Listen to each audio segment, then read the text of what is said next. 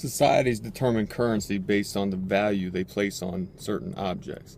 In America, we used the dollar. At one point in time, it was like the bartering system, and they would have like a standard of trade. So, at the core of every person's life is the desire that their life be of value, that their life's worth amount to something of value. And it said that one of the Native American tribes here in America that when they would send out their young boys on the journey to become men, they would come back with a standard of value that exposed that they had achieved this wealth of becoming a man in the tribe. They would now be responsible for the duties of a man, no longer duties of a boy. And so as the boy would go out on his mission would be to get an eagle feather, and a specific and rare feather, so the value became on the scarcity of the object.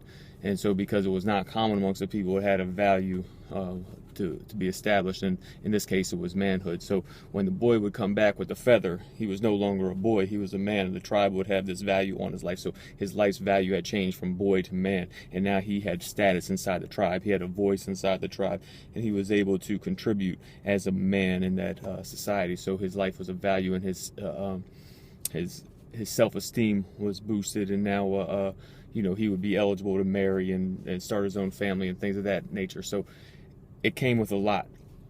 But the question is, if someone snatched that feather from him, if they took the feather from him, is he still a man, or has he now been stripped of his title and gone back to being a boy? And so if you transfer that thinking to modern day times, we want our lives to be of value. What do we place our value in? At one point in time for me, it was putting it in cars, it was putting it in clothes, it was putting it in status, it was putting it on the attention and the applause of the crowd around me, and in money and financial things of that nature, where I had the status of being the man. And when they took all that from me, what did I have left? I had to wrestle with the question, am I still a man now that I don't have these objects that made me a man? See, Christ teaches us to put our value into not in the earthly things that can be taken away, that we stole or that moths would eat, but place our value in heavenly treasures. Store up for yourself treasures in heaven that the robber can't take and the moths can't eat. So my life's value is based on my integrity, my character. See, when we look at like men of stature, like a Martin Luther King Jr., who didn't place his value of his life in things and objects, but in a stance. We see his integrity, and it's respected, and could no one take it from him.